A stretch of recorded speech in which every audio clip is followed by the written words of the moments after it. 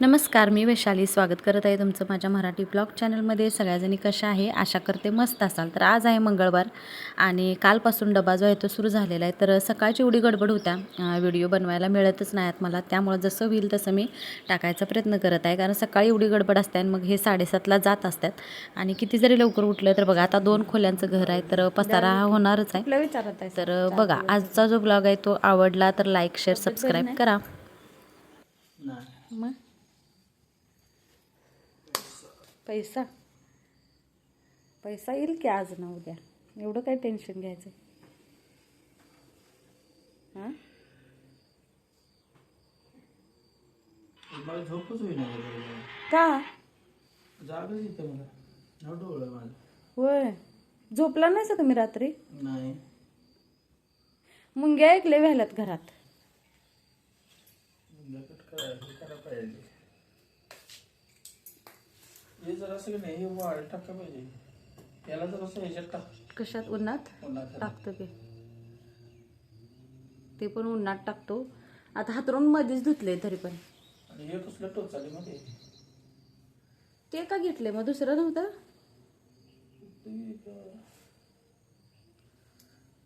काय? मग आणि भाजीपाला आणायचा आहे मला, भाजीला पैसे द्या. ते टिंक हे तिथं काढते बेशीचं बिशीतलं बेशीला पैसे. हां हां, सोनानं पण पाठवलं काल ते पण. मला चहा जा, मला वेळ होतो वेळेला. झालं की दूध आणाय गेल्या. नको तू मला जा. इकडे बघ, बोला लागले की पाठ करत्या तिकडं. ए ए ए ए, इकडे बघ, इकडे बघ, पाणी पिज जा. हिला ना चपाती भात असं खाल्ली की उचक्या लागतात, लगेच पाणी लागते प्यायला. इकडे बघ, चप्पल नेऊन देत्या मित्रासनी आणि तोडत्यात. काळू काळू केवढी शिवतेस ग तू? आता बघत नाही. मोगऱ्याला फुलं किती छान आलेत.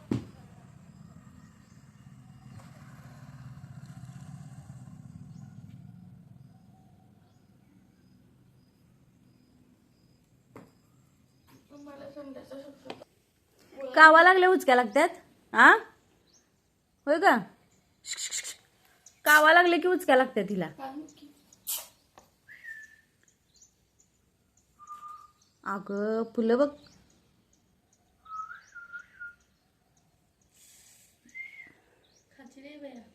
पप्पांचं चप्पल नेऊन टाकल्या तिकडं आणि त्याला आणि बोलवाल्या. लय गाव आहे, मार देतो बघ. ऐकून घेत्या काय बघ.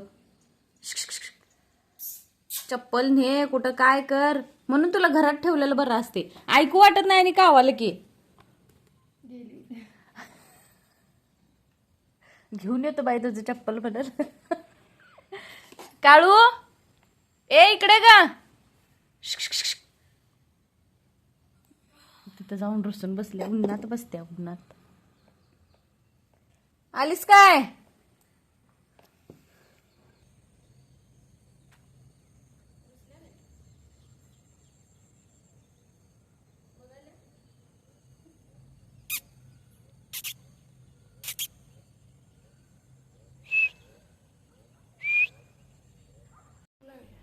भूक लागल्या देतो की जेवायला. उठ.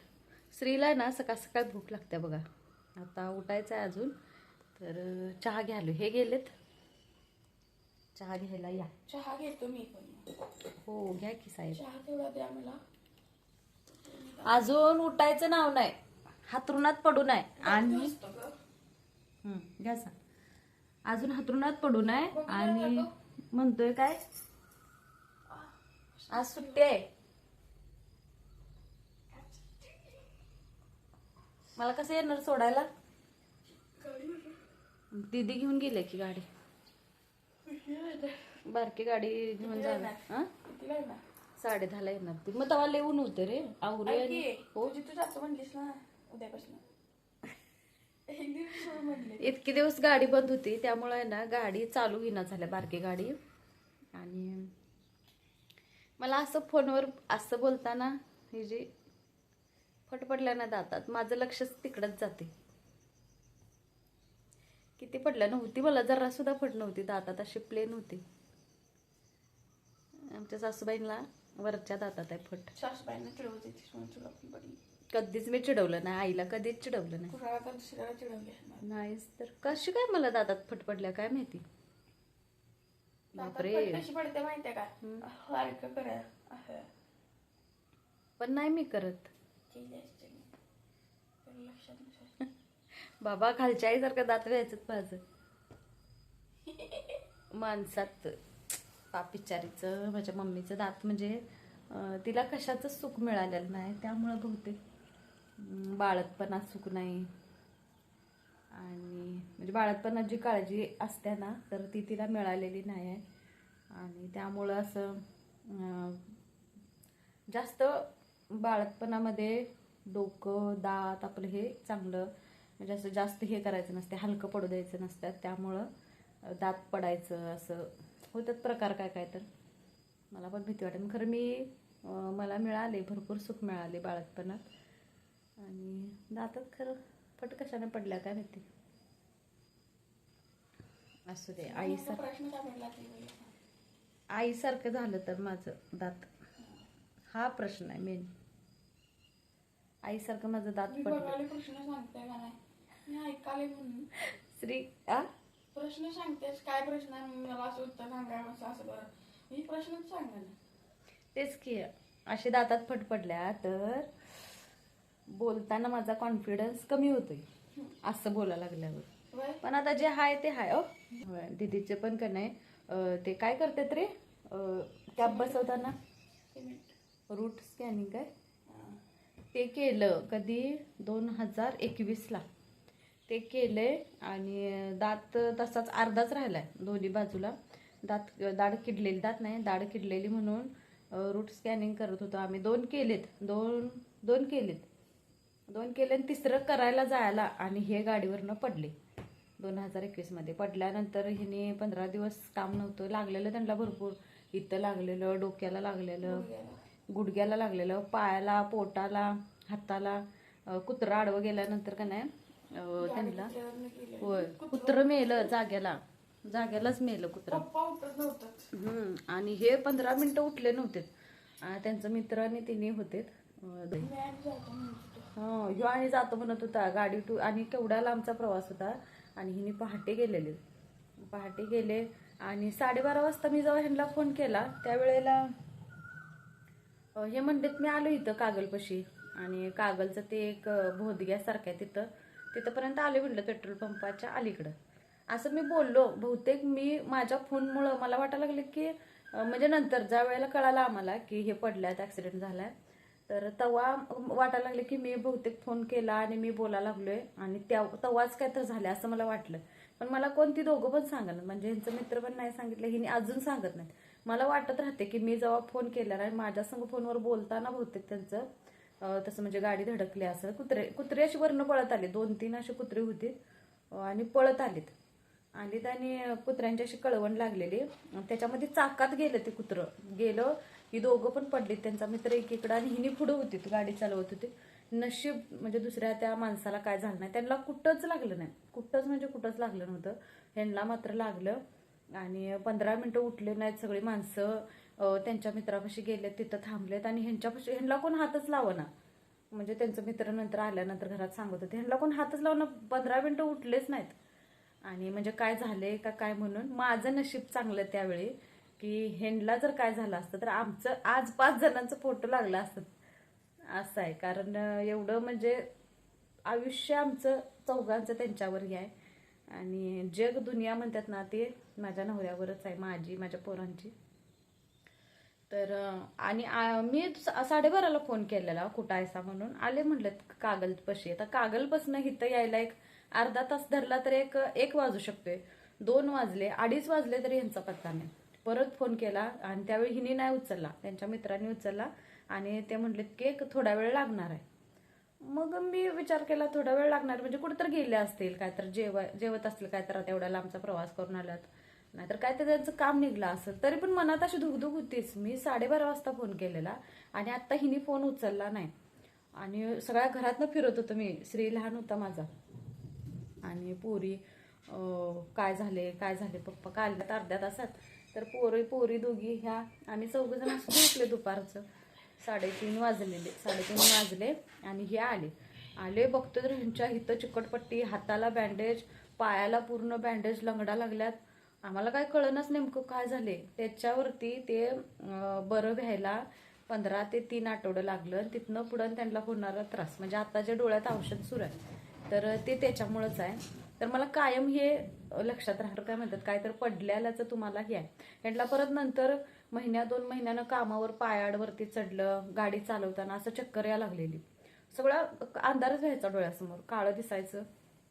आणि म्हणजे आयुष्यातल्या अशा एक घटना आहेत. आता ह्या बोलायच्या कुणासंग म्हणून मी तुम्हाला सांगतोय. कुणाला आमच्या म्हणजे आमच्या आयुष्यातल्या एक अशा गोष्टी घडल्यात ज्या आमच्या घरातल्यांना माहीत नाहीत. आमच्याबरोबर एकदा काय घडले काय नाही कधी कुणी विचारलं पण नाही आणि आम्ही सांगायला पण गेलो नाही असं आहे. आता आमच्या खास जवळ म्हटलं तर आमच्या सासूबाई, तर त्यांना सुद्धा एवढ्या आतल्या गोष्टी माहिती नाहीत की काय झालं आणि काय नाही. तर असं होते म्हणजे कोण विचारत नाही आणि आपण बोलायला जात नाही असं होते. तर हे एक यूट्यूब एक असं हे आहे की ज्यानं माझ्या मनातल्या माझ्या आयुष्यातल्या ज्या गोष्टी आहेत काय घटना आहेत तर त्या सांगायला आणि मनात राहिल्या गोष्टी की नाही तर त्याचा त्रास होतोय.